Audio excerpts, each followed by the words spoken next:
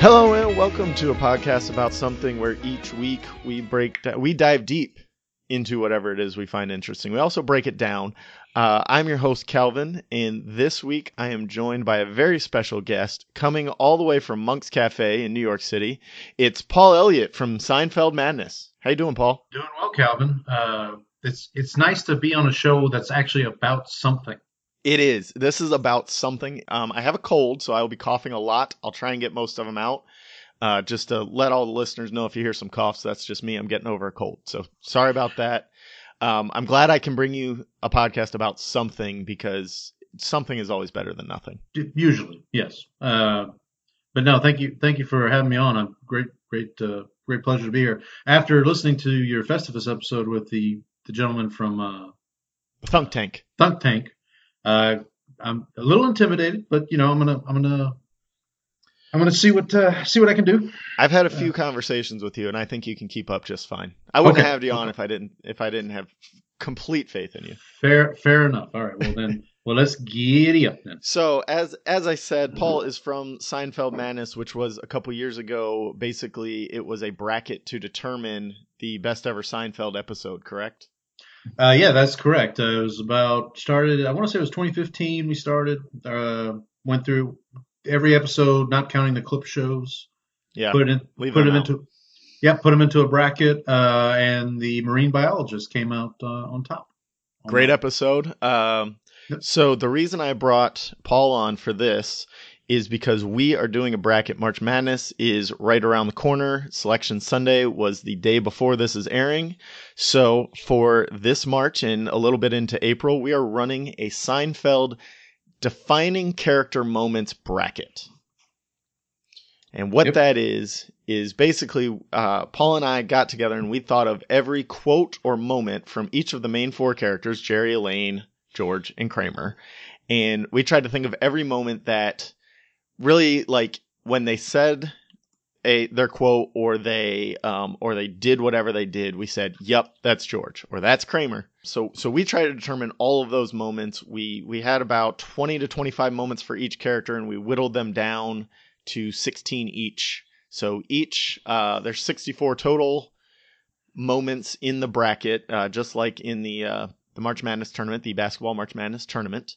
And each character has 16 moments, and each character is their own branch of the bracket. Is that right? Did I cover everything? That sounds good to me. Yeah, so we took these 25 moments, we each ranked them 1 to 25, basically, and then we averaged those rankings to determine what we thought was the best of each one. You can check out the bracket over at bracketsninja.com/bracket/40982. There will be links all over the place on Twitter, in the episode description. I'm sure it's a lot easier for you to click on a link than to remember the link I just said, but that's where it is. Thanks to Brackets Ninja for hosting our bracket. You can vote on all of these. And when we come down to the final four, we're going to have Jerry versus Elaine versus George versus Kramer. And that's where we're going to be. And we're going to see whose moment we're going to have one best moment from each character, and we're going to see whose moment stands above all other moments. Just a little more background on it before we actually get into talking about the moments. We're not going to go through each matchup or each moment, but we are going to talk about some of our favorites from each side, and just try not to bore you with the details too much. But for the actual bracket, the logistics behind it, round one is going to be running from March 18th, which is Monday when this is airing, through March 20th, which I believe is Wednesday. Yep. And then round two starts Thursday, the 21st at midnight. So they just run back to back to back. The 21st at midnight is when it starts, runs through March 24th, which is Sunday, and that's actually going to be the first two rounds of the NCAA tournament, which are my favorite 4-day stretch of the year, as always. Agreed. There's nothing better than sitting and watching mostly meaningless basketball for 4 entire days. Absolutely. I completely agree. Unless you're watching Seinfeld episodes, I guess. Well, right. So maybe you have a second screen with Seinfeld on, so you can remind yourselves of these great moments as you pick them in our bracket. Yep. I don't know what's going on in college basketball right now. I know Zion Williamson is out there. That's literally all I know about college basketball right now. He should be coming back for the tournament. Yeah, and I know. So I live right outside of Houston, Texas, and Okay. U of H is doing pretty well. All right. So that's about all I know. This year to pick On my that. bracket, I'm going to run a simulation in college hoops 2K7 on PlayStation 3. That's how I'm Okay. going to pick my bracket. I Hey, don't even know. whatever works for you, man. That's Back to our Seinfeld bracket. We got round 3, which is running from midnight March 25th through Wednesday March 27th, and then the Elite Eight starts Thursday March 28th and runs through Sunday March 31st. Final Four starts April 1st and runs through April 4th, which is a Thursday. The final matchup runs from April 5th through April 8th, which April 8th is the championship of the NCAA tournament. So we kind of lined it up so it ran okay. right along with the NCAA tournament. So we will be naming our winner as One Shining Moment is playing. There, our one shining Seinfeld moment will be. Yes, our One Shining Seinfeld moment. Damn it. I got to scrap this whole thing. That's the name of it. That's the name of it right there. One Shining Seinfeld moment. Stop the show. Yeah, we'll Stop. fix whatever I said in the beginning. She's on a very fixed income. She Sorry. is on a very fixed income. So let's jump into it. The bracket, again, on Brackets Ninja. Check the links in all the things. You can actually vote on this, and each time at the end of the round, I'll announce I'll announce that the round's over on Twitter. Keep an eye on Twitter. That's where all of the updates will be coming from, at APA something on Twitter. Because we're still going to be doing regular episodes as this runs, but Right. I'll be doing updates for the bracket in with all the new episode stuff. So let's talk about Jerry. Yeah, let's talk about Jerry. This, to Jerry. me, is going to be the most boring one. Because, as always, Jerry was the most boring character on the show. He was somehow the straight man to all of the other four characters. He was. Well, I mean, he was even Steven, right? I mean, he was. I mean, Yeah, he he was always, even- everything always evened out for him. And He had one friend who was up, and now Elaine is down. Now George is up. So, You're down. Yep. That's how it works. That is how it works. So. We're just going to go through a few things from each person. What moment do you think is going to end up the winner in the Jerry bracket? So I hate to go chalk on this, but I'm going to say that's a shame. That's a good one. That's a shame from the Chaperone. Yeah, from the Chaperone, season 6, episode 1. He's watching her sing at the end, and she's not doing too well. Those doves were really something, though. Yeah. So I don't know if you heard. Hey, the Yankees are on. Yankees are on Channel 6 or whatever. I gave my theory on the doves one time before. I don't remember if it was the Festivus episode or the George Costanza episode. I don't think Jerry killed those doves. I think Kramer killed those doves. Yeah, you kind of making a murderer did with Kramer there. I mean, and he's got a gambling problem. I tell you what, man, you blew my mind with that theory. So go back and listen to episode 31 and or 41. It's on one of those episodes. My theory on how Kramer actually killed the doves. I'm pretty sure it's on 31 because I was listening to the Festivus episode today. And it wasn't there. And I didn't hear it. I didn't come across it, but I do remember hearing that story before. So. Yeah, I think it was 31. So the moment I think is going to win for Jerry is actually the 8th seed. Not that there's anything wrong with that. I just think, and this is from the Outing, season 4, episode 8. Yep. Or is that right? No, I don't know the exact episode. It's like episode 13 more in the middle or something, but it's the Outing. Yeah. It's Jerry's way of saying it's okay to be gay. Jerry and George's way. Anytime they're called out on potentially being gay, not that there's anything wrong with that. It's a philosophy we live by here at a podcast about something. And I just think that one resonates when you think of Jerry. That resonates with a lot of people in the world, more casual fans. Like everybody knows that line. Yeah, absolutely. Yeah. And it's kind of a funny story how they came up with that.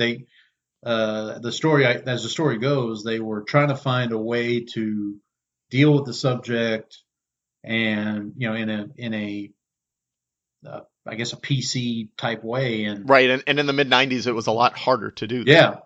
Yeah. And I think, I believe it was Larry Charles, who was a writer. Mm-hmm. The way Jerry tells the story, they were talking about the episode and Larry just in a casual way said, not that there's anything wrong with that. And Jerry goes, that's it. That's the line. It. Yeah. We gotta we got to use that line. So, And they used it. And it came up a lot in this episode, and yep. I just think that one carries through. It's got a pretty good seating. It's got some good matchups along the way. I think it can ride through to the end, to the final four at least. Like I said, casual fans really resonate with it, and I think it's just gonna hit a lot of people where it counts. Yeah, I think no, I would not be surprised. I would not be surprised with that one. And again, these aren't the way these are ranked. It's not necessarily ranked best. It's the average of what I thought and what Paul thought. So like he Yep. might have had something ranked 1 in his rankings, but if I had it ranked 15, And then it's and gonna get rated 7. and just to be clear, when you did your rankings first, and when I did Mhm. mine, I hid your rankings because I didn't want to be. Oh, that's a good idea. I didn't want to be skewed. And what I did was after I did my rankings, then A lot of science went into this, listener. Oh yeah. Look, I mean, hey, this is We're here to take this seriously. We're talking about one of the greatest sitcoms of all time here. We're not The greatest sitcom of all time. Yeah. Yes. Yeah. Do you have any sleeper moments that can make a run? Now my sleeper is obviously the winner that I picked, the 8 Right. seed. I think they're just gonna get the momentum all the way through. I'm gonna back up 1 seed. Well, I guess move forward 1 seed to the 7th seed, which is the Magic Loogie. Oh, that's a great one. Because here's the thing. So when I started watching Seinfeld, it was years after the show had been off the air, and I was just going through it. Got to that episode, which is the boyfriend, season 3. It's the first Seinfeld episode that was an hour long, and it got to that scene, and when it was done, I thought, okay, I get it now. I get what the hype's about. I can, like because I had seen the movie JFK. I was a fan of the movie JFK, and just that whole scene, I was blown away by just how, even down to the detail of Newman being in the scene and Wayne Knight, the actor, being also in JFK. Is it? So I've never seen JFK. I have it on my list mostly because of Seinfeld. Like it's on my list to watch. I want to watch it. I'm interested in the JFK conspiracy. It's 3 hours long. I've never sat down and watched it. I will say this. I haven't watched it in a while, but I will say the 3 hours goes by pretty quick. I know. I love Costner. It's just like I've just never sat down. Now I have 2 young kids. Like it's hard to sit down for a 3-hour movie at this point. But I'll get there. I promise. And then I'll get this reference at that point, which I get it anyways. I mean, down like the dialogue, it's great. They even make a joke later in that episode. Keith Hernandez says, "Hey, you want to catch a movie? Have you seen JFK?" Yeah. It's a great moment. To me, that was Jerry. Like Jerry at his best was either, well, I want to say monologues was his thing, but it's playing off himself was what he was best at. But he's got two. There are 2 monologue in this bracket. That one and then the race story. The race is great. Which I just like I don't know, but and I guess Look to the Cookie is also Look to the Cookie is a good kind of a monologue there, the 5 seed. But yeah, no, I think the Magic Loogie for me was one. Just looking at inside the bracket and what it's going to potentially go up against in the second round, I think it can make a little bit of a run there. Yeah, that's definitely a possibility. What do you got for your biggest upset? Biggest upset, I'm going to go to the 5 seed versus the 12 seed. So I just said Look to the Cookie was great. Here's the thing. It was hard for me to pick an upset. To your point, Calvin, kind of a boring. I think this is going to be mostly chalk. But I guess if one's going to potentially upset, I'm looking at Breaking Up is like knocking over a Coke machine. Versus Look to the Cookie. Ooh. Versus Look to the Cookie. I don't know because I'm looking. I mean. Well, because I'm looking, I'm thinking, okay, 4 seeds, I don't want to be a pirate. I don't see that. Yeah, that's not losing. I don't see that losing. The 6 seed, you think you're better than me from the doorman. I don't see that. It's interesting because that's my upset. Really? Okay. Yeah, swiping the girl's phone number off the AIDS Walk list at the 11th seed over You Think You're Better Than Me at the 6th seed when Jerry's watching the door in season 6, The Doorman. Yeah, I get. Okay, yeah, I can see it. I guess I can see it because to me that's a better moment, but I don't know how the audience is gonna react. That's fair. But then you get into you get the the 8-9 matchup is not really a No, upset anymore. no, Once you get to that point, if 9 wins over 8, that's not an upset. right. So Yeah, yeah, I agree. I like that pick of the breaking up is like knocking over a Coke machine is just a great microcosm of the relationships these people have. right. How they want to get out, but they just can't. And so you gotta Yeah, rock it back and forth a couple times. You can't just do it in one push. yeah. But look to the cookie. Now, now having said that, I hope look to the cookie wins because I just love that whole. I love that whole bit. And I then later think in the Look to the Cookie is like truly iconic for deep-seated Seinfeld fans like we are. yep, But I think breaking up is like knocking over a Coke machine might resonate like that would stick in my mind. If I only saw the series once, that would stick in my mind more than Look to the Cookie, I think. yeah. I think that's might have been what I was thinking when I was. Because Elaine, like if you think about Elaine and Putty's relationships, that's one of the season long arcs. There aren't many of them. You got George and Susan's relationship, and then you Right. got Elaine and Putty. Like those are the only things that really go on for more than one episode. So I And think people just like kind of yeah, think of Elaine and Putty. and that one. Sorry, and that one too. That's in the. I believe it's a season 9 episode. I want to say it's The Voice. It's the same episode where George is Yeah. trying to get not fired, or he's like Play Now finds out he's not handicapped, and he's like they can't let him Oh go. yeah, Or, yeah. That's The Voice where he's got the yeah, the because uh there's a scene the there's bladder a scene system. because they keep doing that thing where Jerry and Elaine are betting, and George is like witness, Oh yeah, and and he's in the bathroom. That's right. Because like they're slipping something into his food at yeah, you're in there again. Plano. Yeah, no, I think, but yeah, no, I think that the biggest up. That's my like I said. I hope it doesn't. I see mostly chalk in this bracket, but Yeah, I think so too. I think we did a good job of ranking these where we got the higher rankings right. I think in some of the other characters we may have, just because of our difference of opinions, some things may be ranked lower than they should be. yep, So I think we'll get more upsets maybe in the other brackets, but this one yeah, I think we nailed Jerry on the head here. What I do you think got for your so. most interesting matchup? I'm gonna go to the one we've talked about it already, 8 versus 9.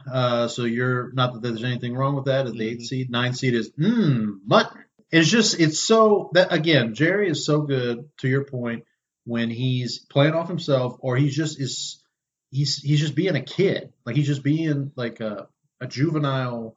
Like there's another scene where like he's I forget what episode it is, but he's looking in the cereal box and says, "Ooh, a dinosaur!" Like Oh yeah, he's just dumping and dumping the oh, cereal yeah, in there, and then he gets the prize at the bottom. yeah, but I Well, like it's like Elaine or George is talking to him and talking about something like halfway serious because nothing's really right, ever that serious. right. But and he's just like, oh, a dinosaur. Yeah, that's a great one.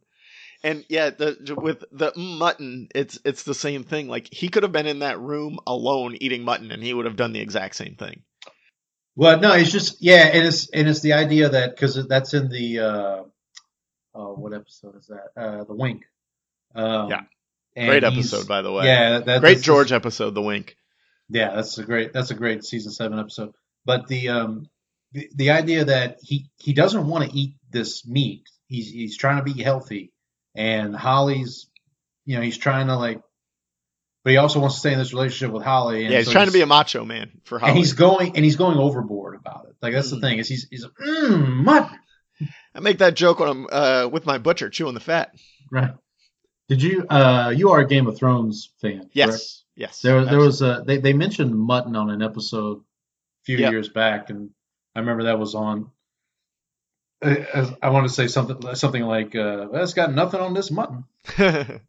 Yeah, I wish I could take credit for that, but it goes to my butcher. Yeah, I right. bet he acted all aloof like he didn't know me. Yeah.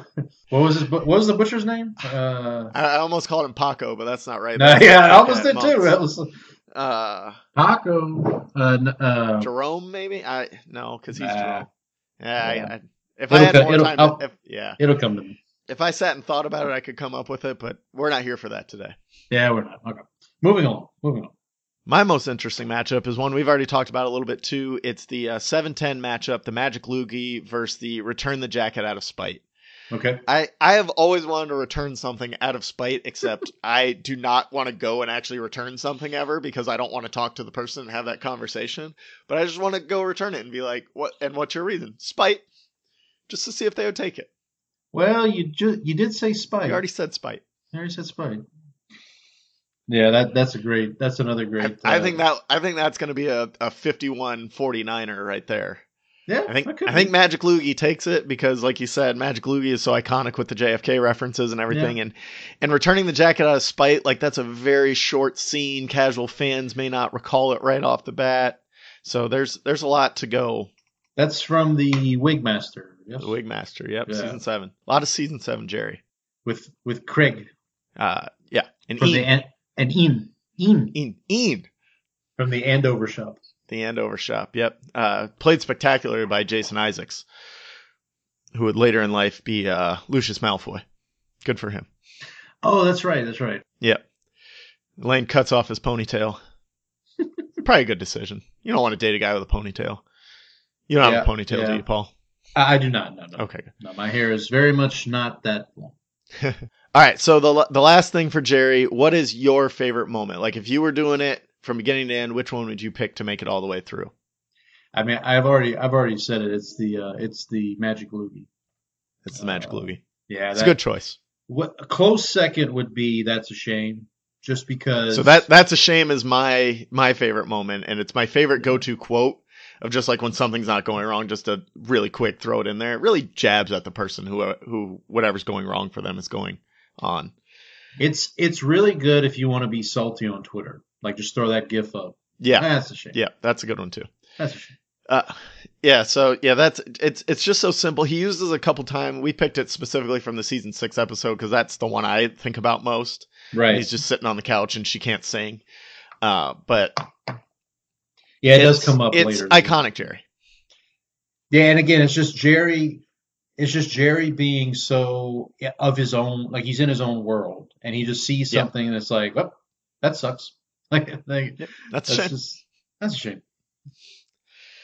And I think I've told this story before, but I just want to get it out there one more time because I love telling my own stories. That's why I have a podcast.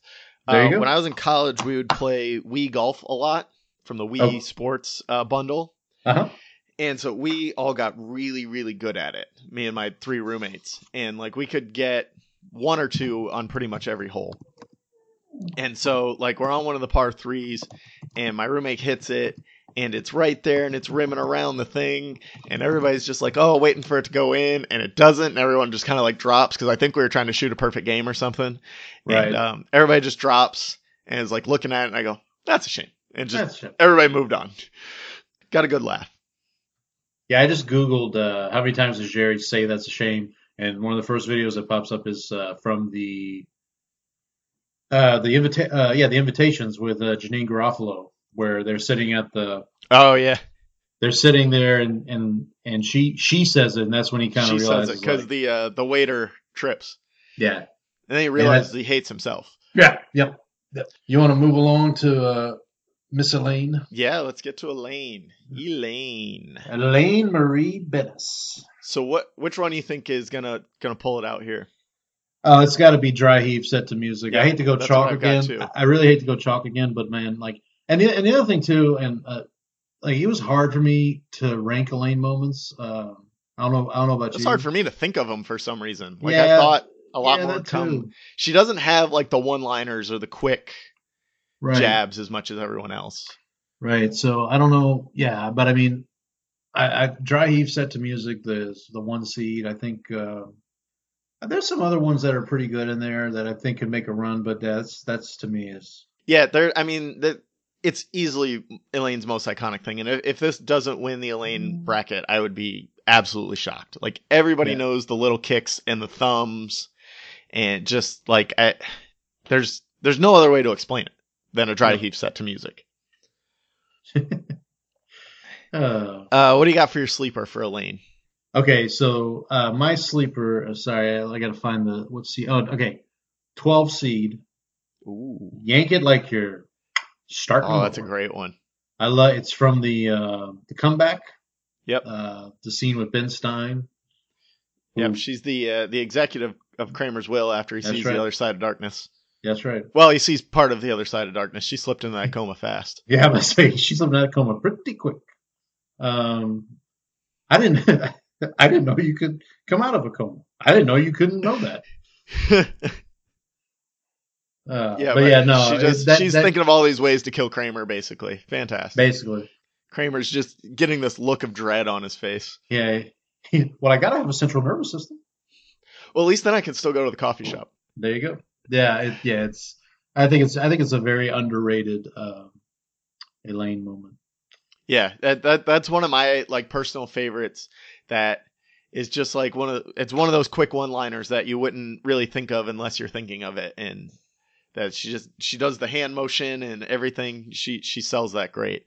My sleeper moment was the Elaine and Susie and Elaine. Yeah, that's a good one too. She doesn't care what you think, just going back and forth between Peggy and Peterman and herself and her other self.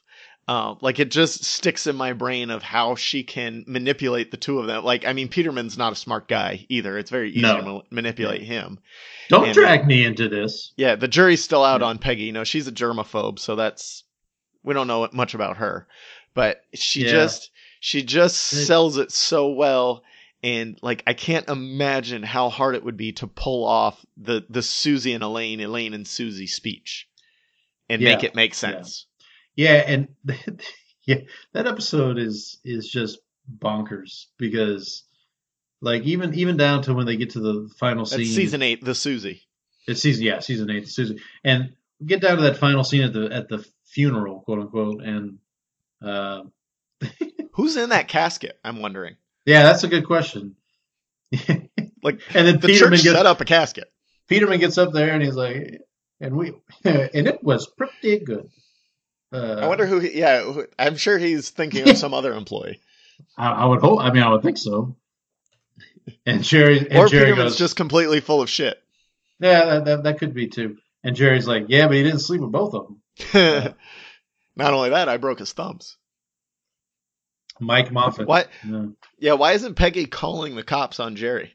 He's clearly a yeah, sociopath who yeah. I killed a mean, woman and broke Mike's thumbs. yeah, there's so many. Yeah, there's so many questions about that episode. That's kind of Peggy's got some issues of her own. We'll leave Peggy out of it. I think yeah, Elaine and Susie can make a run just because of it. It's so fascinating how Julia yeah, Louis-Dreyfus could do that. yeah. I hope it makes a run. It's got a tough matchup though Uh, with a case of sponges. a case? Yeah, that's a good one too. So the biggest upset. This one I Uh, have your earlier pick of the sleeper moment of yank it like you're starting a mower over yeah. the breaking up with Putty when they keep backsliding. This is when Jerry talks about knocking over a Coke machine. Okay. Yeah. So we had that. That's the 12 seed over the 5 seed. Yank it like you're starting a mower is the 12 seed. Breaking up with Putty is the 5 seed. Yeah. Um, I think that's not what I chose, but yeah, I think that's that which is weird because I picked it as a sleeper moment that can make a yeah, run.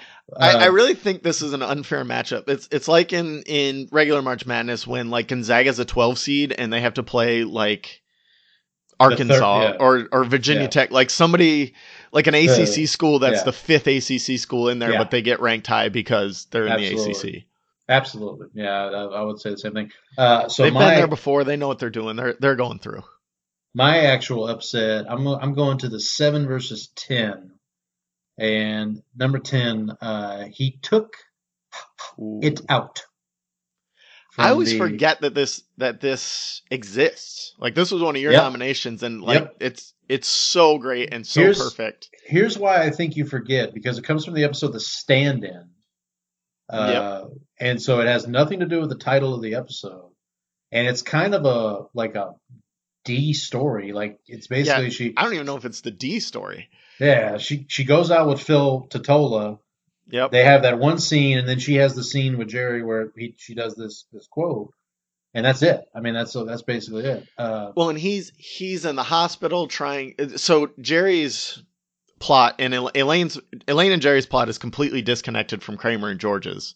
Yeah. And actually, George has a plot, Kramer has a plot, and then Jerry and Elaine have this. And Right. Jerry's and Elaine's aren't even that connected. Like Jerry is trying to cheer up Fulton in the hospital Right. with the pachyderm story. Yep. And then he runs into Phil Totola, introduces her to Elaine. Elaine goes on that date. You got Kramer and Mickey being stand-ins. Kramer's trying to get Mickey to use the lifts. And then George is off, upset that he's dating Daphne. But he doesn't really want to be with Daphne. Daphne, sorry. But whoever the guy on the bus in the beginning of the episode told Daphne to stay away from him.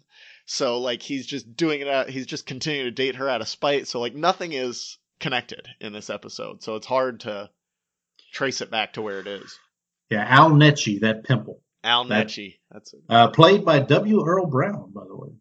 There we go. So he took it out over... what is that? Sorry. I've been trying to leave this group for 10 years. Yeah, the Bizarro Jerry. No, is that the Bizarro Jerry? No, that's the Puerto Rican Day Parade where she gets out of the car and just walks off. Yes, She's got to get home to catch 60 Minutes. And she gets stuck under the bleachers and makes out with that guy. Yeah, that's a reference to something that I've never understood. Like, I've never picked up what that reference is. Oh, their trip through the bleachers. Yeah, I knew it. It's dang it. Yeah, I at one point I knew what it was a reference to, but now I was in the same boat as you. I watched these all on syndication for the most part, like on TBS when I was in my teens in the early to mid 2000s. And then I started getting the DVDs and watching them in order and things like that. But like, since I'm younger than the target demographic of this show, I don't get a lot of the references. And as I get older and kind of pick up on some of these pop culture moments from the 80s and 90s, like it all falls into, like, I'll be watching something completely unrelated and be like, hey, they did that in Seinfeld. And I'm always like, it's always fun to pick up on those moments that as a 15-year-old, I didn't understand, but now I do. Yeah, no, yeah, definitely. Same thing here. Because again, I watched it. I was already in my mid-20s by the time I started watching it, so a lot of it I did pick up on. It is the Poseidon Adventure. That's what that. Oh, okay. Yeah, I haven't seen that.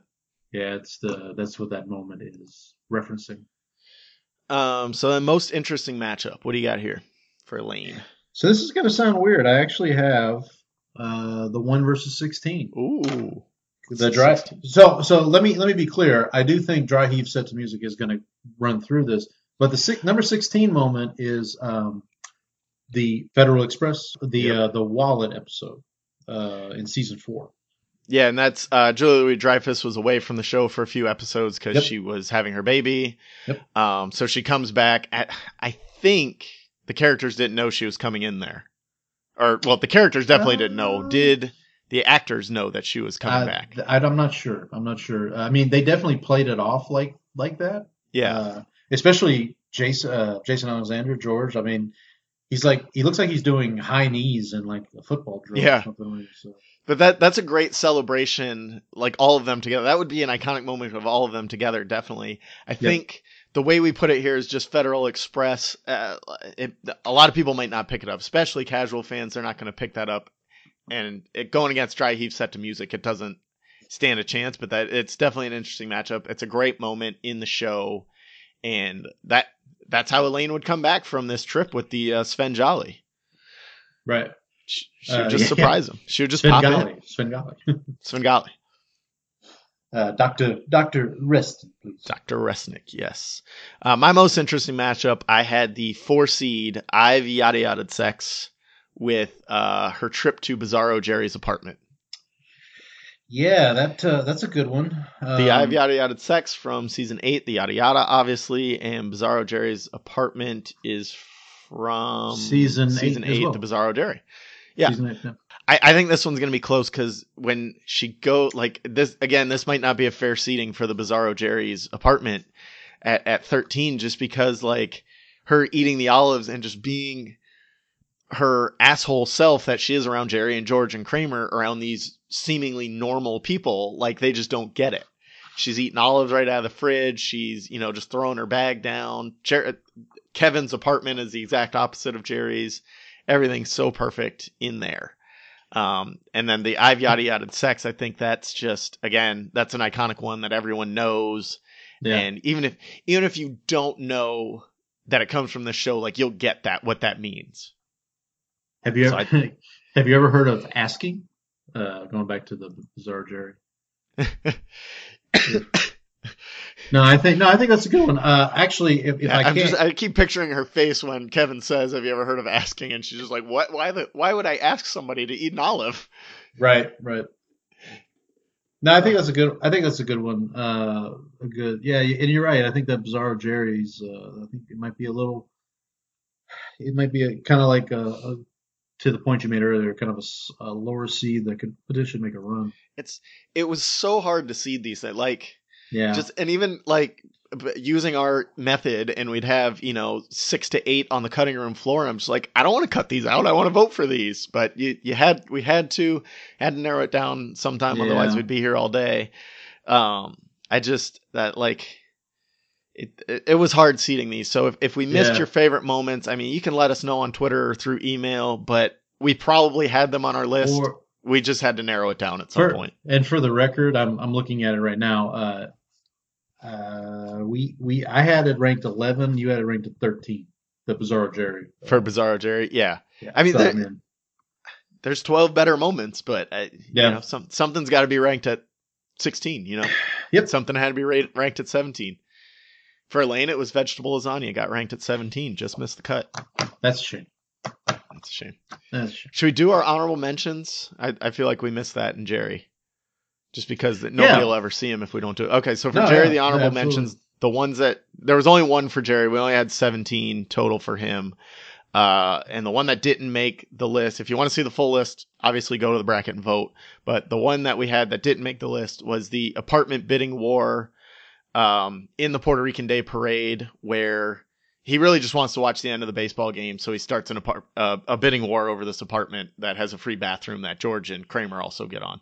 Right, and they all use fake names. He's Kel Barnson, Kramer's Pennypacker, and George, of course, is Art Vandelay, obviously. Actually, and that's our honorable. And that was actually my fault. I ranked that one 17. I think that's what brought it down. So yeah, that's okay. I mean, it happens. Something's got to miss it. Yep. I don't know. We can, I wouldn't have cut out anything else for it either. Like that. Yeah. It is what it is. That's the way the cookie crumbles. Look to the cookie. Yeah, look to the cookie. For Elaine, Elaine's honorable mentions.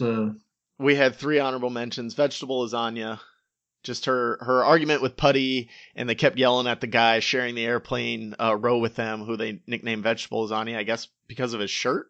I don't know why they nicknamed him that. My name is Magnus. Putty was coming back in a body bag from that trip. That's for sure.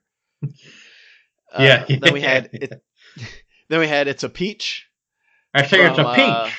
It's a peach, I say. Season 8, The Foundation, where she's telling Jerry all about the Urban Sombrero issue of J. Peterman's catalog. And then the last one was We Can Do This the Easy Way or the Fun Way, when she's trying to convince the adoption agency to give Beth and Arnie a baby in season 8, the Yada Yada. Yep. Oh, that was 2 from the Yada Yada anyways, so we would have had to. I think we would have had to cut one from the Yada Yada. Like, we can't have 2 from the same episode. we're not cutting Yada Yada and sex. I mean, no. Yeah. And then what's your favorite moment from Elaine? This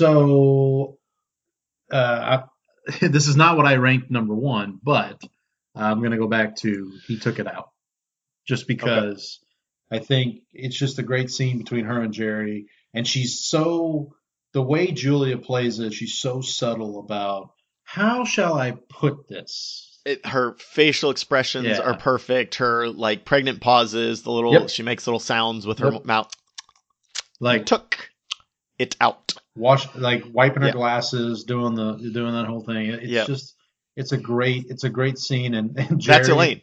And that's Elaine. That's Elaine. That was the whole point of this exercise, was to find moments like that. Yep. My favorite moment was her exclamation point argument with Jake Jarmel. Okay. I don't think I ranked this number 1. I might have. I don't have the. See. Maybe I do.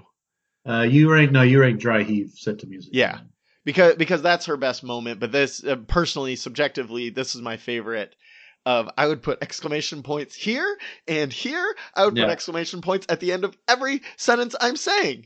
And he says, For, "I'm leaving," and does the little thing in yeah. the air.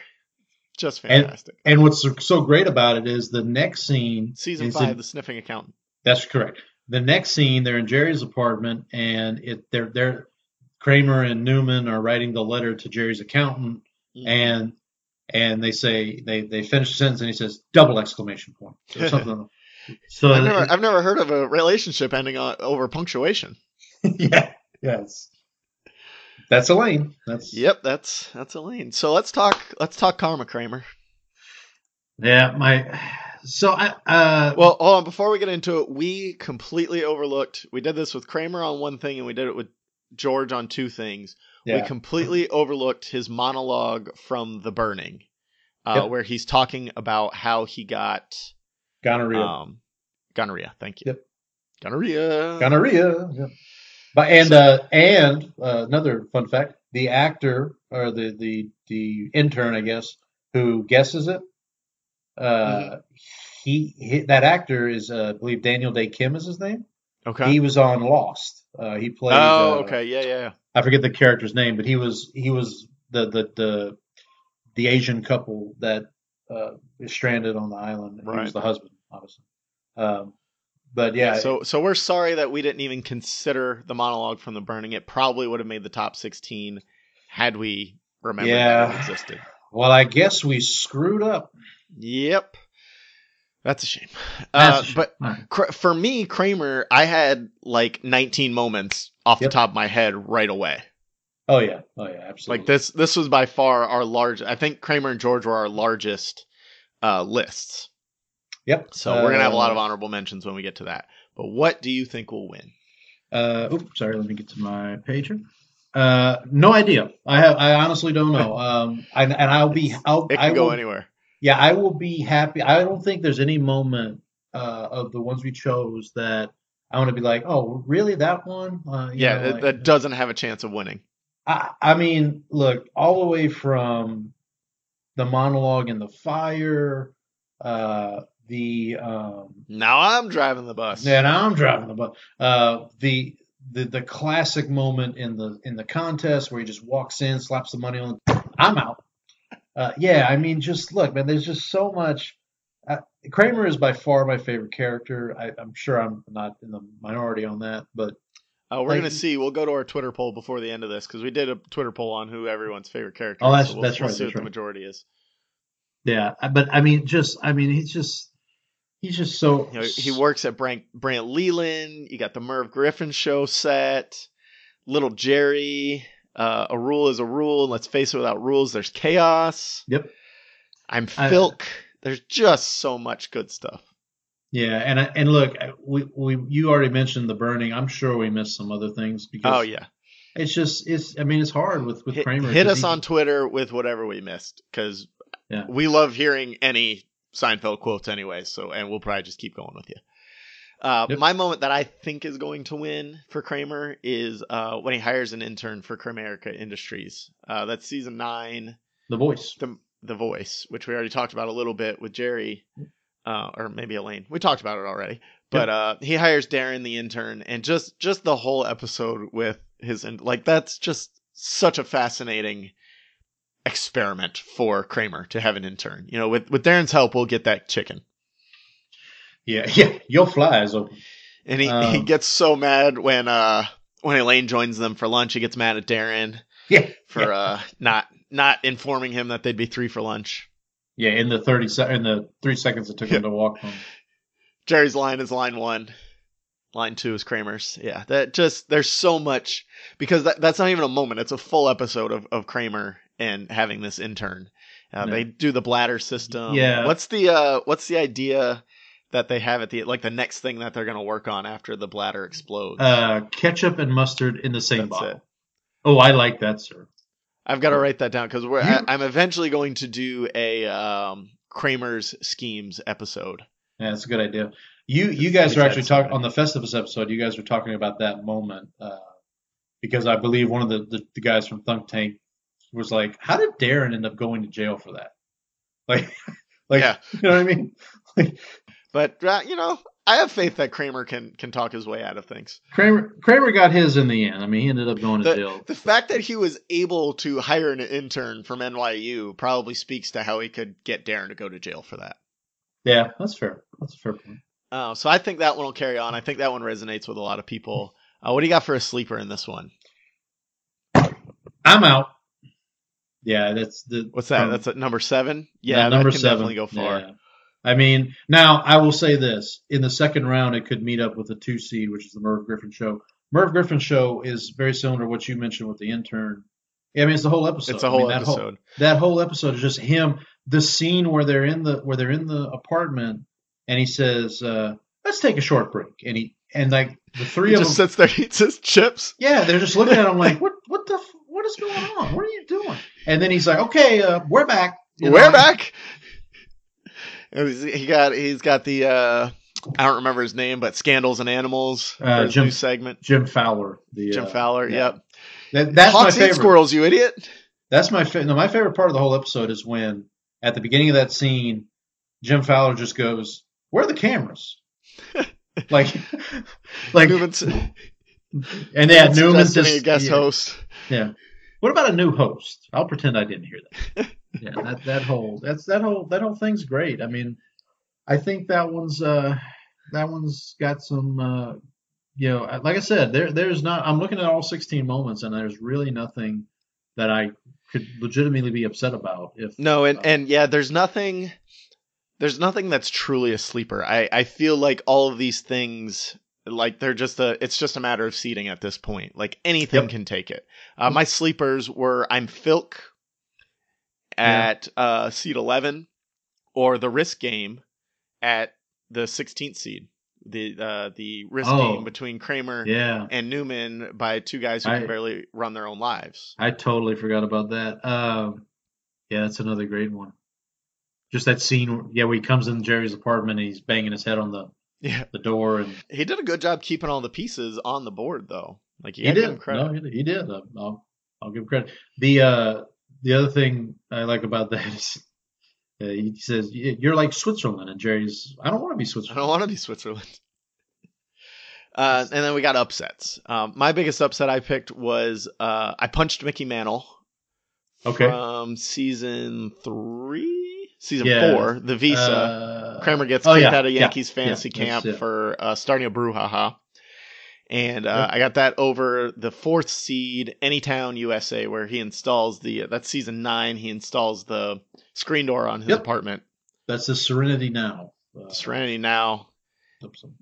Frank Costanza needs to put that baby to rest. Will you put it to rest for me?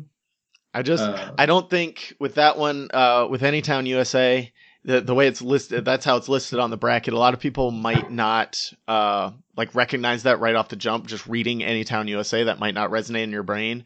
But punching Mickey Mantle sounds funny no matter who you are. Yep. No, I agree. I completely agree. I think that's Kramer goes to a fantasy camp. His whole life is a fantasy camp. Yeah. We'll get to that in a minute. Yeah. Well, fair enough. All right. George's time is coming. There's a reason we saved him for last, I think. I think so. But then did I get my biggest upset? Or? No, not yet. Okay. I went first on that one. Okay. So for mine, I actually I went to the second round. I think in the second round, and I just mentioned it, I think I'm Out is going to knock off the Merv Griffin show, assuming the Merv Griffin show reaches the second round. The Merv Griffin show has his Smog Strangler in interrogation as its first round matchup, which is a pretty good. That's a pretty good moment. But yeah, I think that one to me. I could have picked some of our honorable mentions over that one, maybe just because like that one. Yeah. It's I'm looking not at as Kramer. He's not talking as much in it. He's just he's being a fly on the wall as the guys interrogate him. But I will say my favorite part is at the very end when he's leaving. He goes, "How'd you know about the guy? The guy in the park?" Yeah, which the cop just completely made up out of thin air. And then when he goes outside and he and Jerry and George starts dancing, and singing "The Murderer Struck Again." Yeah. And you could see the family like walking into the police. The Golden Quartet, not known for their tact or subtlety ever, really. No, It's absolutely not. probably why they ended up in the slammer at the end of the series. Yeah. So our most interesting matchup. What do you got here? What do you think is going to come down to the wire? So I think I'm thinking it's the 1 versus 16 again. Although I love the monologue from "I'm Driving the Bus," but man, that wrist game with Newman, just that idea of, like you said, two guys who can't run their own lives. Yeah, that whole thing that's a great one. I think I'm just looking here. I mean, all the other matchups. I mean, honestly, I think all the matchups are pretty good. But yeah, I think they're all pretty much going to come down to the wire. That's a good point. I think all these are going to be very close. That's the one that stood out to me because like those two moments, I really, especially when it gets to the part where he's running after Newman, like with the board game, Oh yeah. I think that's. I liked the 6th seed when he retires and moves to Florida and is installed as a puppet presidential candidate in Del Boca Vista, versus the 11th seed I'm Filk, and pretty much that whole episode where he's pretending to be movie phone. Yep. With Kramer, like he just pretends to be the movie phone guy. Like anybody else would either change their number again because at this point nobody has it really anyways, or just continue to tell people like you've got the wrong number. But he's just like, no, I'm gonna slide into this and be Filk. And that is Kramer in his essence. Is he just finds his way into these things, and like to the point where the movie phone guy comes to his door and like movie phone guy was very angry. And then I mean, going against when he retires, like he's running for president of Del Boca Vista. Yeah, gotta wear your shoes in the man, in the clubhouse. And can't use those Willards either. Those Willards. No, the Willards. They'll get you. They're giving a $20 tip on $12 worth of food. Yep. I don't know if those were Fred Willards, but they. And then, so what is your favorite moment for Kramer? Oh man, it's so hard to decide. I think what I wrote on my notes here is just anytime Kramer is just really confident about him, like about what he's doing. You know what I mean? Which is always, because he's just always so. There's a moment. Here's another one that I just thought about in the barber episode. Elaine's trying to get Jerry to. Oh, and he's the in the bachelor auction. Right. She's trying to get Jerry to do it, but he's got the bad haircut. And Kramer's like, I could raise enough money to cure polio. And Jerry's like, I think they've had a cure for polio quite some time. Polio? And he's like he says it in a way like, are you sure you're talking about the same thing? We're talking about the same polio here, right? Yeah, exactly, right. That is a great one. That's a great moment. But anytime he's just has that confidence about him. But from what we chose here, I mean, you can't go wrong with the Pinky Toast story. Now I'm driving the bus. That's the one I picked too. Just now I'm driving the bus. I am Batman. The way he's fighting off the crook. While he's got his other hand on the. You kept making all the stops. Well, people kept ringing the bell. I mean, it's just so great. That's a great moment. Yeah, that's my favorite. I hope that one wins. I don't think it will, but that's definitely one of my favorites. And then I'd be remiss. Nobody really thinks about this one because it's in an early season. I think it's in season 2. Yeah, season 2, The Apartment, where Jerry tells him he's a pod, and he just goes, "You don't understand." He goes, "Because I'm a pod." Right. Like that one, that often overlooked. I think that one's going to have a tough matchup. In round 1 versus hiring Darren as an intern. Yeah. I just thought of another one. I just thought of another one from. Oh man. We gotta scrap this thing. Start over. Yeah. I know. Stop the show. We'll have to have a second. Next year, we'll just do a whole nother one with all the things we didn't include on this one. Right. No, the one I was just thinking of was from when you said season 2, that jogged my memory. It's from the statue episode where Oh yeah. he's like, freeze, mother. Is your name Ray? Yeah, you're the punk I'm looking for. You're the punk. Yeah, that's a great. I can't believe we lost. Oh man, Yeah, I'm sorry to all the fans. I'm mad. I'm kind of mad at myself now. That one's a big omission. Like that could have easily made it over Smog Strangler interrogation. Because here's the thing: when I didn't mention this at the beginning, but I've ranked all the episodes. I have my own personal ranking, and I have the statue episode higher than a lot of other people, and that's the reason why. That last ending part completely makes the episode worth watching because it's kind of a boring episode. Yep. And it's mostly inessential, but that last scene of him trying to go get it is just fantastic. It's one of those. It's one of those moments, and that's why Kramer, I think, is my favorite character because he elevates episodes. Yeah, absolutely. So the honorable mentions from Kramer, we had his conversation with the Kramer actor from season 4, the pilot. Yep. Where he's telling him how he does things, how he eats his spaghetti, everything else. Levels, Jerry. Levels. Yep. And he wants to build levels in his apartment. That's season 2, the pony remark. It doesn't get done, obviously. Right, of course. Yeah, of course. When this is one of my favorites, but like I know it's kind of out there. I think I probably ranked it high and you probably ranked it really low just because it doesn't. It's not really when he goes and catches the lobster from season 5, the Hamptons. And he's just out on the beach doing everything. He's like pretending to be a lifeguard and just following the rope all the way back. That one's one of those like guilty pleasure moments that like I really like watching Kramer in, but I know it's probably not one of his best moments. Yeah, no, I think that one, it's one of those.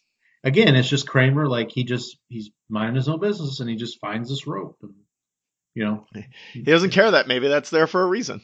Right, exactly. So and then we got 2 more. How could I be with someone like you when he's breaking up with his absolutely terrible girlfriend?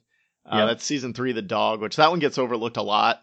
Well, because again, the episode's not that great. No, but it doesn't get shown on syndication a lot. And I watch Seinfeld when I sleep, and I can't watch that episode because Farfel barks too much. Gotcha. It keeps me like it annoys me, and I can't drift off. Yeah, what's great about that scene is that you're seeing it from the girlfriend's perspective. Right. You see him. Like, it's very physical for Michael Richards.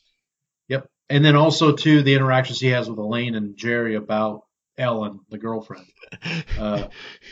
And they're like, because after and he's like, oh yeah, don't think I forgot what you said about her or whatever.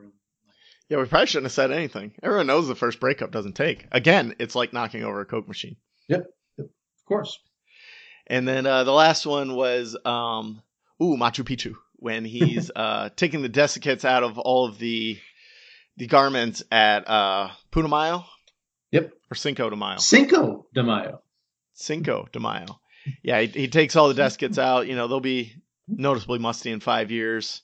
Yep. But he drops one of the things in the salsa, he eats a chip and says, "Ooh, Machu Picchu." It's just such a small little thing that like you're just like, yeah, Kramer would do that. Nobody else in the world. Another great moment from that episode is when he tries to convince Elaine not to go to Newman's party, and Elaine's like, "Okay." She's like, yeah, and come on. He's like, I had this whole big speech. You can tell he had like this whole big speech to talk her into it, and she was like, all right, whatever. All right, the final 16 seeds, the George Costanza bracket. This is my favorite character. I associate myself most with George. I want to be lazy. Sometimes taking a nap is the only thing getting me up in the morning, which I think we missed that too. No, I thought we had that one. We couldn't have missed that. No, okay. It's in there. It's in there. Don't worry. I see it right there. I got it right there. I was going to say, there's no way, and I have it marked as my favorite, so there's no way we missed that one. But we missed Jerk Store. Yep. Which I was really mad when I realized we missed Jerk Store. Because we missed the Jerk Store. They're running out of you. Yeah, exactly. And we missed I Was in the Pool. Yep. Yeah, that's from the Hamptons. We've got a lot of Hamptons in this, though, so. That was It yeah, happens. yeah. I mean, you Can't win them all. can't win them all. That's a shame. Yeah. But What moment do you think George is going to win? yeah, again, I think I've picked the one seed every time, and I apologize for going chalk, but the sea was angry. Sometimes chalk is the way to go. I mean, In the NCAA tournament the last few years, the Final Four have been all in the top four seeds. So yep. like that's the way to go. Sometimes there's a reason they're ranked so high. Yeah, but for George, and again, maybe it's just because I like monologues, but that monologue at the end of the marine biologist, the sea was angry that He day, was my angry that friend. day. I mean, come on, and the fact that they wrote that monologue, I think the night before they filmed it, Jason did it on one take. That's impressive. Like, yeah, and yeah, I mean, What is it, that, a Titleist?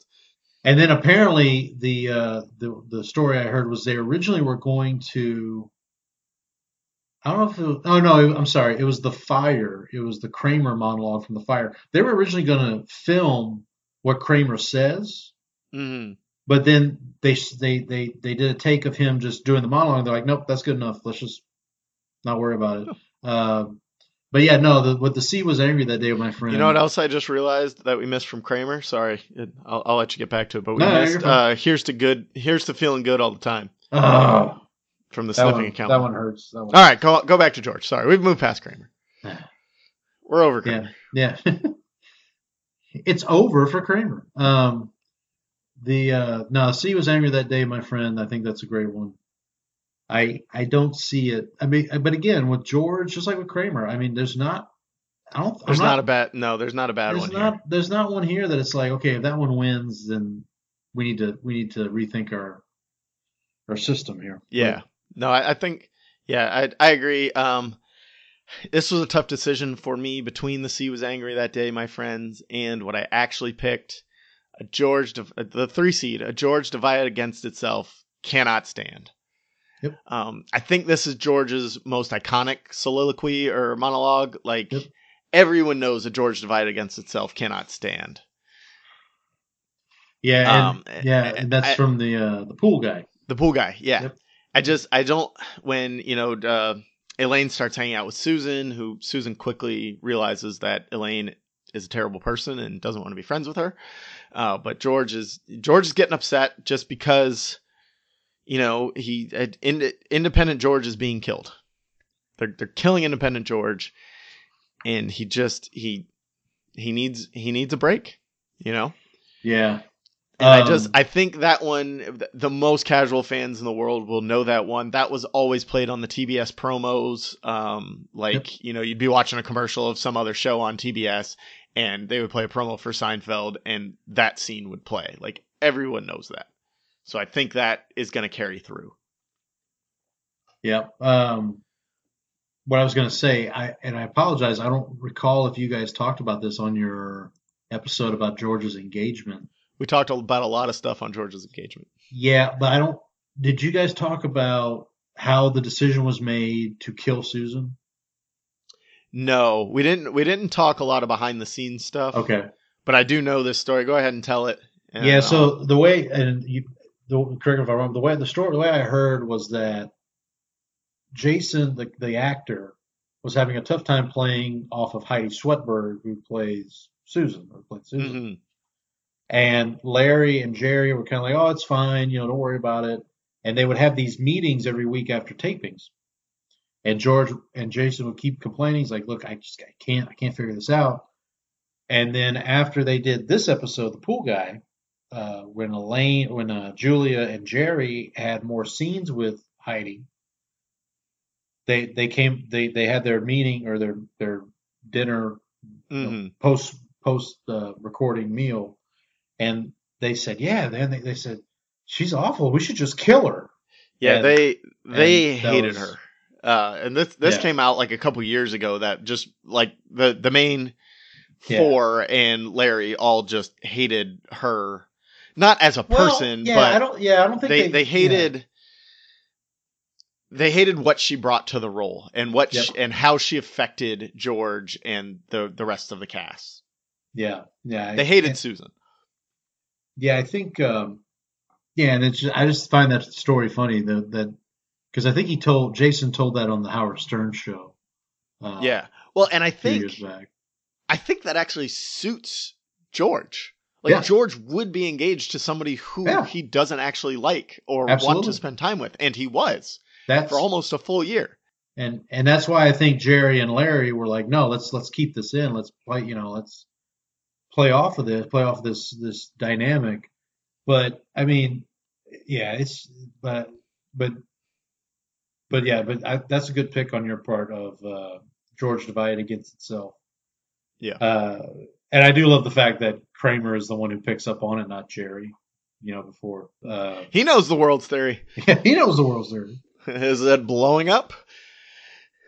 Yep. So, like we already said, pretty much anything can win from this. Do you have any sleepers that you really picked out that you think can go, that can and will go far? Maybe challenge these top two that we picked. I've got one that might challenge your number 3 seed. How about the number 6 seed? George is getting upset. Oh yeah, I think great one from the from the Jimmy. From the Jimmy. Well, yeah, he does it in a few episodes, but it started in the Jimmy when he talked like Jimmy. Yeah. Yeah. I think he did it again. I don't know the episode off the top of my head, but when he the maid, when he got his nicknames and couldn't be T-Bone, had to be Coco. And, Coco. Yeah. No, and then it's at the end he was Gammy. Gamian. Yeah. But then and then I think in the Wig Master or one of those episodes, season 7 episodes, he says George is getting frustrated. Yeah. Yeah. So that was definitely one that he went back to a couple times, kind of like that's a shame. But the most iconic instance I think is George is getting upset in the Jimmy, and also George likes spicy chicken. George likes spicy chicken. And for me, we've talked about it. Moops is the 9 seed, so I mean that's technically a sleeper if you want to get technical about it. I cheated in the contest from the finale. We got that at number 15 because I cheated in the contest because I'm a cheater. Yeah, because I'm a cheater. And really, the because I'm a cheater makes that more than I cheated in the like. Obviously, you cheated in the contest. Yeah, not to skip ahead, but that matchup 2 versus 15 is actually my most interesting because both of those moments deal with the contest. Yeah, the bookends of the contest. The bookends. Yeah, exactly. Then the one more that I thought may be a sleeper is George's rendition of "These pretzels are making me thirsty." And all the characters kind of got that line, but George delivered it best. Let's talk upsets. Okay. My biggest upset, again, I kind of similar to the Jerry region. I don't really see any upsets, but the one that I kind of went to was the 5-12 5 seed is My Name is George, I'm unemployed, and versus the Candy lineup. I think so. Here's the thing: that episode, The Dealership, first time through watching it, I thought it was okay. It was an okay episode, but on repeat watchings, that's a really good There's episode. so much gold in that episode. Yeah. You got the high fives from Putty. You've got the Candy lineup. You've got Kramer and that other guy driving as far as they can. Elaine doesn't like Arby. Like, there's so much packed into that episode. Yeah. That's one of my favorite episodes, to be honest. Yeah, I think it's one of the better bottle episodes of the show, where like that and the subway, like those kind of away from the apartment type episodes. Yeah.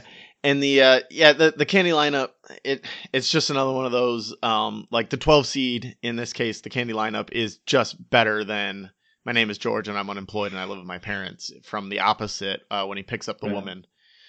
And again, this is another one with without context surrounding it, because like I wish the bracket would have let me put in notes like with each entry, but it didn't, because I would have put in all the context around these. But without context, I think people understand what the Candy lineup is more than My Name is George and I'm unemployed ... Yep. So I think that one, I think that's just kind of an unfair matchup, and Candy lineup will dominate. I love the Candy lineup. Yep. Because George could have easily just eaten those Twix. Right. He bought like 12.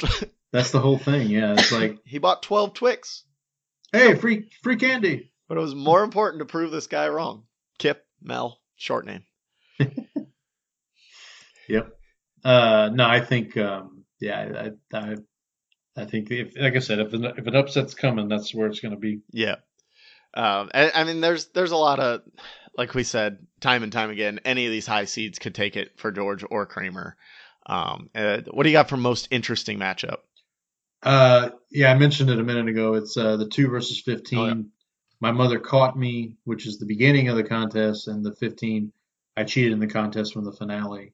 I just think just that just the bookend of the contest Hmm. against each other kind of. Although I will say, can I throw in a late vote? I'll throw in a Oh, late yeah, go vote ahead. for number 4, Astonishing Tales of Costanza versus 13. I love a good nap. Oh, I Uh, do love a good nap.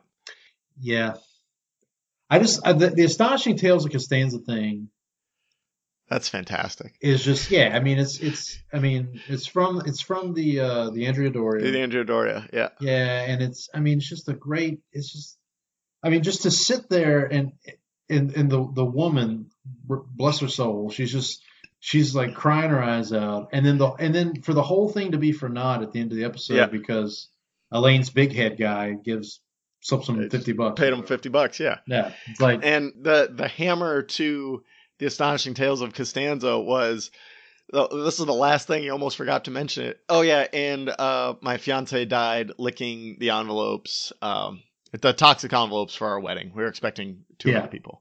yeah, Like that's the last thing he thinks of because obviously it wasn't important to him, but right, it did happen. Yeah, yep, that's a fantastic scene, and just getting to relive all of those with George is great. I also I had the my mother caught me versus I cheated in the contest because again it bookends the contest. I said the yeah. exact same thing you did. You So have the yeah, contest wrapped up. yeah. And so actually, sorry, going back to the Astonishing Tales of Costanza. Yeah, So we technically did get shrinkage in there because that's one of the tales. If you is it? remember, yeah, he says, I had been in the pool and the Oh water yeah, yeah, yeah. was cold or something. I forget the exact verbiage, but There we go. Yeah, so, we snuck it in there. yeah, just the way they sneak it in there. And then the other one I had is these pretzels are making me thirsty. The 8 seed versus Moops. From the Bubble Boy, the argument he has with the Bubble Boy that the answer to the Trivial Pursuit question is Moors, but it's misprinted, Right. so he thinks it's Moops. Which I'm on George's side in this argument. I mean, yeah, It's not about what you know; it's about what the answer on the card is. but in the what makes it so George is that he's going to go down with the ship on that one because like he's Well, yeah, like any normal person would defer to the sick kid, but right not or George. yeah or I'm sure I even think it goes as far. I think George knows that Moore's is the right answer. But to your point, Oh, he absolutely knows. yeah, he's Well, just like he when he read the question, he didn't know that Moore's was the correct answer. yep, But when the Bubble Boy gave that answer, he knew, like, yeah, Moore's is correct. And, like, you see Susan's face. She's, like, looking at the card and confused of why George is telling him it's wrong. That's a great scene. And then yeah. Susan pops the bubble. Oh yes, she does. She is the one who actually pops the Yeah, because bubble. she's smacking it and she hits it with her That's fingernail right. or a ring or something. That's right. So what's your favorite George moment? What do we got here?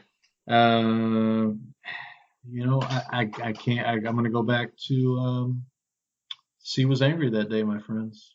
That's a good one. That's Uh, that's probably my second favorite moment.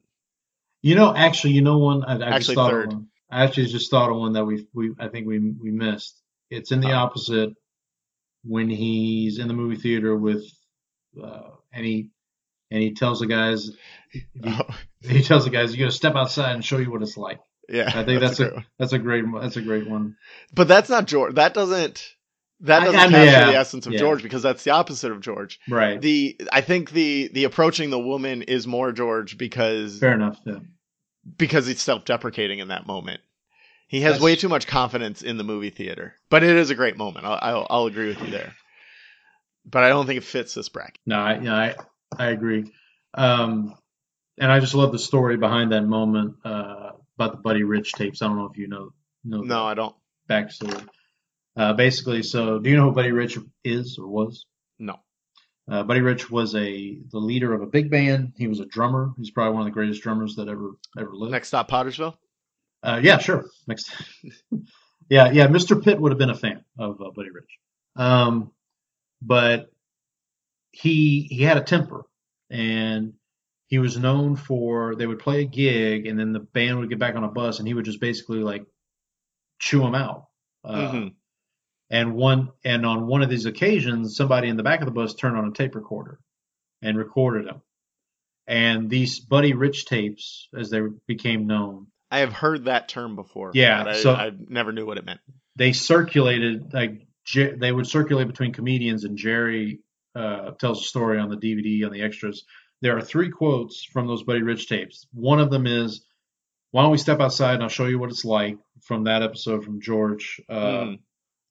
The another one is from the episode with Bette Midler, the understudy. The understudy, yeah. Yeah. So Bette Midler?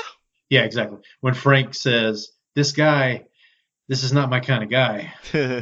That's another one. And then, oh God, I'm blanking on the third one. I'm gonna have to think about it before I. Oh, I remember. No, I'm sorry. I remember now. It's from the Voice. No, is it the Voice? No, the Butter Shave. It's from the Butter Shave. When Banya's gonna go on after him at the showcase, and Hmm. he tells George he's taking a dive, and he says, "Let's see how he does up there without all the assistants." Oh yeah, That's from. I could see that. Sorry for going on that tangent, but that No, no worries. I love that We like tangents here. I love that just that story and just those quotes. That's a cool story behind those. I never knew that, and like Yep. I haven't watched because I've digitized my video collection. I haven't Yeah. actually watched the DVDs with the extras, and I really liked the I don't remember what they call it, the notes about nothing that they Oh, had on the okay. DVDs that you could turn on, and it was like MTV's old pop up or VH1's old pop up video where it just like have a little fun fact flash on the screen while a scene's going on. I used to just take all those in. I loved that stuff. Yeah. My favorite moment from George is I love a good nap. Sometimes it's the only thing getting me up in the morning. Yep. From the nap, I it just speaks so much to my life. Yep. Like I have woken up. There have been days where I've been lying in bed and like I don't have to get up then, but I get up because well, if I lay in bed for another hour, then I won't get a nap later. So you got to get up so you can get your nap later. Yep. My That's uncle, who's probably listening, if you are, what's up? He has some rules for napping. Like you can't nap too close to bedtime. You'll nap right into a sleep. There's all yep. kinds of different rules for napping, when and Yep. how to take naps, and a lot of that comes from George. Is that your Uncle Leo? No, not my uncle No? Leo. It's my Okay. uncle Chris. Okay. Okay. And then my second favorite is the Kramer goes to a fantasy camp. His whole life is a fantasy camp. People should plunk down $2,000 to live like him for a week, do nothing, fall ass backwards in the money, mooch food off your neighbors, and have sex without dating. That's a fantasy camp. Yeah, That's our 7 seed. yeah, because I think it shows that dichotomy between George and Kramer. George is just Mm. this eternally like down on his luck guy, and there's Kramer who just Falls ass backwards falls in the ass, money, ass mooches food off backwards his in the money. neighbors. Yep, I agree. I agree, sir. And yeah, and then my third favorite, as I said, was the Sea Was Angry That Day. Like that, it's just such a fantastic monologue. Yep, I Every agree. piece of it, like an old man sending back soup at a deli. But that moment when he just pulls that golf ball out, What is the Titleist? and then the Right in the bull hole. and then I like the the tag ending to that where she said, told me to go to hell, and I took the bus home. All right, let's talk about real quick. Let's say this plays out like we think it's going to play out. For the final four, we'll have Jerry versus Elaine. Yep. And Kramer versus George. Who do we think wins each of those matchups, and who do we think wins the whole thing? So Jerry versus Elaine. For my picks, it was going to be the dry heave set to music first. Not that there's anything wrong with that. I think the dry heave wins easy. And honestly, I would venture to say anything of Elaine's will beat anything of Jerry's. I just think I think her moments stand out more than Jerry's. I can't disagree. I agree with that. So I had gone chalk. I had done dry heap set to music from Elaine, and then that's a shame from Jerry. And yeah, definitely, I think dry heap set to music. Yeah, I'm looking at Elaine's moments. I don't see like even if I've yada yada sex, I think that could be anything Jerry's got. Even Hmm. spare a square. Can you spare a square? Spare Which square could definitely, yeah. which we didn't talk about with that the 3 seed there. I think that's a good one too. So yeah, I'm definitely going to say Elaine's moment will triumph over. Yeah. She I will be I queen of the think castle though. yes, she will be queen of the I think Jerry deserves fourth place. He's the least interesting out of the four. And like we said, he kind of has the least amount of iconic things. Before we move on to George versus Kramer, we didn't do the honorable mentions for George. I'm Oh, yep. really bad at this. Sorry. That's okay.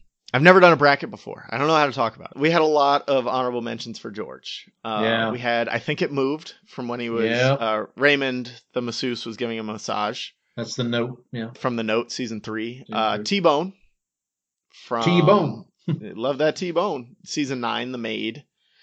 What about We're, what about G-Bone? there is no G-Bone. There's a G-spot. That's a myth.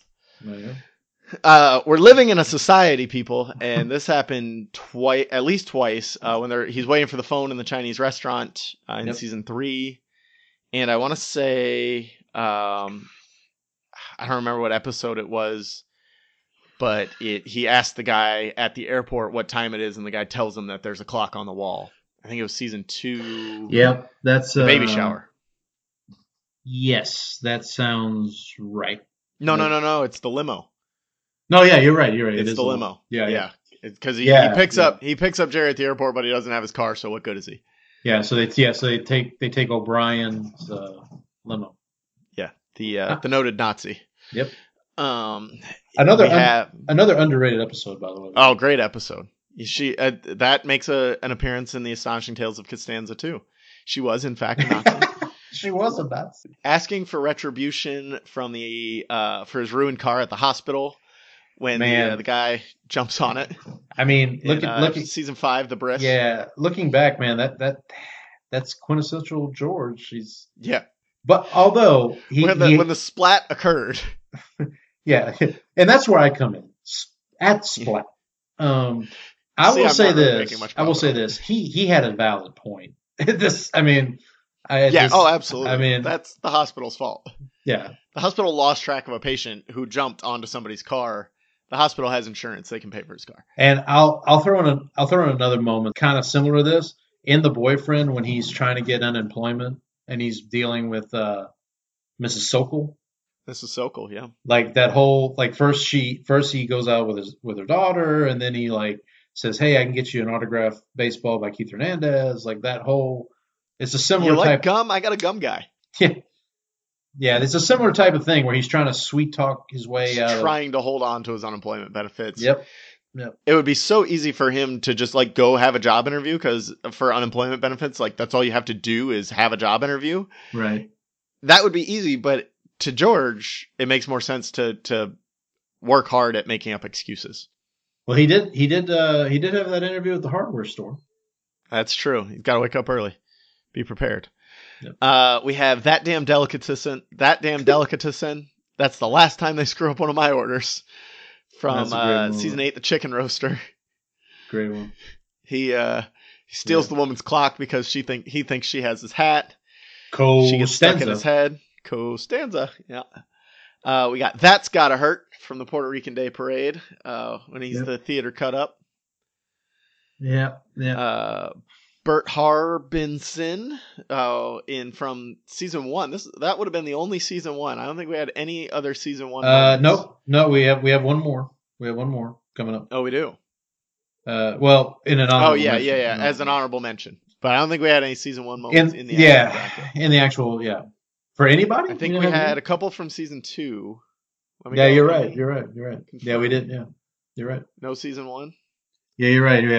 Yeah. Because this was the closest. Bert Harbin. This is when he first invents Art Vandelay. But I thought when he comes up with Bert Harbinson, that's much more George of the way he's thinking through it. Bert Harbinson. It wasn't just enough to have Bert Har. He had to add some flourish to it. Can I add one more moment from season 1? Actually, from the very first episode. It's Signals, Jerry. Signals. Yeah. It's Signals, Jerry. Signals. That and even Jerry with the this probably should have been in consideration. Jerry with the the two hands, eye covering greeting. We didn't cover that. Oh, well, that's not in the manual. Yeah, An interesting greeting. Yeah. Or That whole exchange is a good one. I just thought of another Jerry one. I forget what season. Sorry. We're never going to be done with this. Yeah, sorry. That's fine. It's when he's trying to get the dry cleaner to admit he shrunk it. Oh yeah. He shrunk his Just say you shrunk the shirt.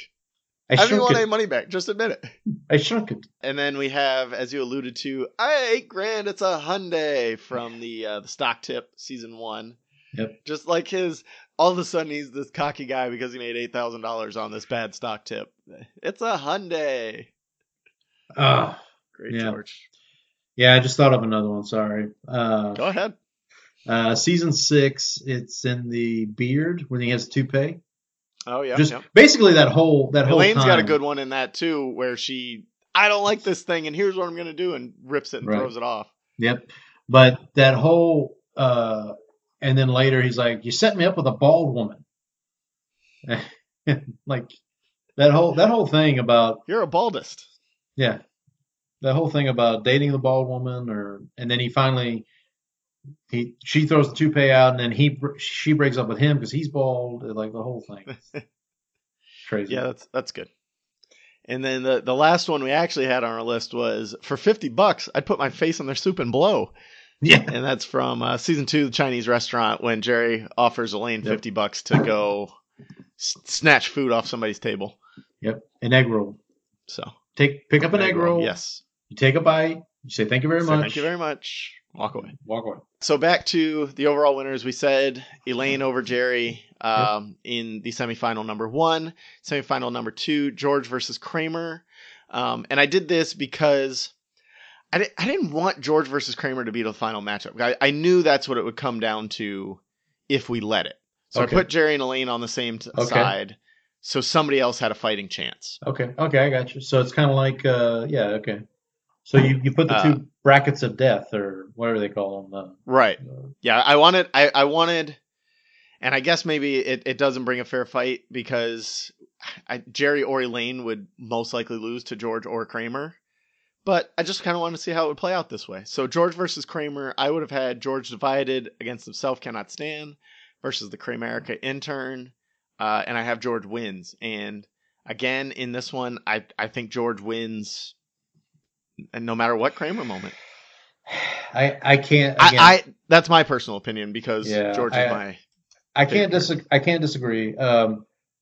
So I didn't really pick a Kramer moment. If I guess I'll go chalk and say the pinky toe. Now I'm driving the bus from the fire. Number 1 versus C was angry that day, my friend. I mean that's again George. Yeah, George is gonna if that ends up being the matchup, I think George will take it. To your point, I think anything George puts up, there might be a couple of Kramer moments, like maybe I'm out, or maybe like the Merv Griffin show, or even the I'm driving the bus. That could possibly, there's some things that could, but it's going to be an uphill battle for whoever comes across George's path. Yep, I agree. So who will win it all? My pick is George. I just think everyone relates to George in a way that you can't relate with the other characters. Yep. George is the worst part of every one of us. He indulges in his darkest impulses in ways that we wish we could. He's a terrible person, but we love him for it because we all want to do the things George does, and he lets us live vicariously through him. Kramer's a little bit too weird. Elaine is a little too normal. And Jerry is kind of mostly just bland. He's the straight man to the craziness of all the other characters. I think too many people relate to George for him not to pull it out in the end. I agree. I definitely agree. I think, for me personally, I would want to be more like Kramer or Jerry, but I'm definitely more like George. So our Twitter poll that we ran this morning, who is your favorite Seinfeld character? Kind of goes with what we said. George wins with 43% of the vote. There you go. Kramer in second with 29%, Elaine with 15%, and 13% for Jerry. So I mean, So the yeah, masses have spoken in a a condensed format of just who's your favorite character, but the yeah, bracket still has to play it out. On any given Sunday, anything can happen. that's true. That's true. Yeah, I definitely when I did my bracket with Seinfeld Madness, I thought the marine biologist had a chance. There are a few episodes, you think have a chance, um, but I was kind of surprised the marine biologist ended up Yeah, that's winning. it's not like the first episode. I'd think like it wouldn't be something if I'm Right. introducing you to Seinfeld. It's not the one I'm picking. Nope. I mean, you're going with the contest Yep. or Yep. I don't know, something in season 7 where George is engaged because you get kind of like a good feeling for how George deals with the trauma Um, of that. I yeah, like there's I'm trying to think of the contest would be the one I'd probably introduce. The boyfriend, like, again, that's the my favorite boyfriend would be a episode. good one. Yeah. Yeah, just Anything can happen. I'm really excited to see where the bracket goes. Keep close to Twitter. That will be where all of the bracket updates are. We probably won't do a wrap up episode, but we'll do maybe some Twitter content to wrap it all up to see who wins. I don't know that we need to do another hour and a half on why we think each thing won, yeah. unless you do. No, I'm good. I'm here every week anyway, so I'll do it. I'll do whatever. Um, Well, look, I mean, don't get me wrong. I'd love to be back in the show. But, we got some prepping to do for Avengers Endgame at that point, so yeah. I don't know if we'll be ready for that. Yep. So yeah, I'm really excited to see how it plays out. I'm excited to see kind of where the masses think things go. I'm excited to tag Mike Greenberg on this because I know he's a big crazy Seinfeld fan. So I Yeah. gonna Yeah. tag him Absolutely. in some of the tweets, see if he picks it up at any point and you know boost us a little higher. Come on, Greenie, I know you're out there. Yeah. Yeah. That's when I did my the Seinfeld Madness Mm-hmm. bracket. I did it all through Twitter. Yep. So I would tag Signcast. There were podcasts that did retrospective on Yeah, they're Seinfeld. they're good, but they're done. They've gone through all the Yep. episodes. Yeah, Good for them. they actually finished on the 20th anniversary of the last episode. Wow. There we go. Their final episode posted on the 20th anniversary of the. They actually started on the 25th anniversary of the pilot for the first episode and ended on the 20th anniversary of the finale. It was There we go. kind of crazy. Yeah, I'm gonna tag any super fans that I know are out there that maybe have a Yeah. bigger audience than myself. Because that's the thing. That's why I wanted to do this around March Madness. Everybody has their crazy bracket out there. Yep. So you just got to throw yours out there. People pick it up. People love doing brackets. It'll be up on Reddit. I'll probably do several posts in the Seinfeld Reddit there, just because people love Seinfeld. It's a very easy thing to go in and vote for this. You don't have to interact with me or anything else. Just go in, vote, and we'll keep the tally going on Twitter. You can find out everything you need to. Yeah. I'm excited to see how things pan out, and thank you for letting me be a part of this. Yeah, thank you for coming on. Thank you for helping with the research, because if I would have done it on my own, it would have been very, very skewed towards George, and you helped balance me out a little bit.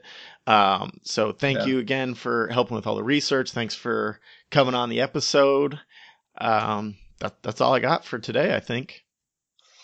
I'm that's all. That's it for me. All right, cool. Thanks a lot.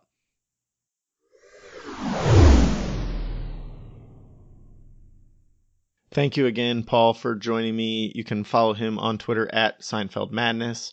Check out that account. He's going to have some more stuff coming up there, I think, at some point.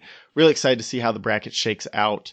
Again, you can go to bracketsninja.com/bracket/40982. There's a link in the show description. There are links all over Twitter at APA something. I will be posting weekly links in the Seinfeld subreddit, the R Seinfeld subreddit, so you can check it there. Just there's going to be links all over the place, and for the most updates, follow us on Twitter at APA something. I'm going to keep saying it until it sinks into everyone's brains. If we missed anything, you can interact with us on Twitter. You can email me at a podcast about something at gmail.com, and any feedback, things we missed, things you like, want to send me what you voted for, that's cool because it'll mostly be anonymous through Brackets Ninja. But I'll keep all the updates on Twitter every time a round runs out, and I'll go over those dates again real quick here at the end. But once a round runs out, I will update with round 1 is over. Go vote for round 2 now on Twitter. So keep an eye on that, and I'll probably post it on Reddit as well at that point. And hopefully, if Brackets Ninja, I've never used it before, but if it's anything like any other bracket I've ever participated in, usually when you go to vote, it asks you to sign up, and you can sign up to get email reminders of the rounds. So hopefully that happens, and everybody gets email reminders when a new round has started if you voted on a previous round. So as soon as you're done listening to this, go to Brackets Ninja, vote. Let's make George win. That's what I'm rooting for. I think it'll happen anyways. I don't think we need to do anything. One last time with the link, it's bracketsninja.com/bracket/40982. There's a vote now button at the top of the page. You click that, and then you can go through and make your votes. The rounds will be round 1, March 18th to March 20th. Round 2, March 21st through March 24th. Round 3, March 25th through March 27th. Round 4, March 28th through March 31st. Final 4 is April 1st through April 4th. And the final matchup will run from April 5th through April 8th, which is the day of the NCAA tournament final. So go vote. I appreciate listening. Our music is provided by Those Cats. Again, follow us on Twitter at APA something. You can support the show by going to patreon.com/podcastaboutsomething, or going to the About page on our website and clicking on the donate page there to just do a one-time donation if you feel that's necessary. We really appreciate all the support that is given to us. It helps keep the show running, cover hosting costs, things like that. So any amount I will be super, super appreciative of. Nick as well. He's out this week just because he's not up on Seinfeld. So we brought in Paul from the bench to do this episode with me. But Nick is still there on You're All Alone. He just released his episode 18. Go check that out as well. And stay classy.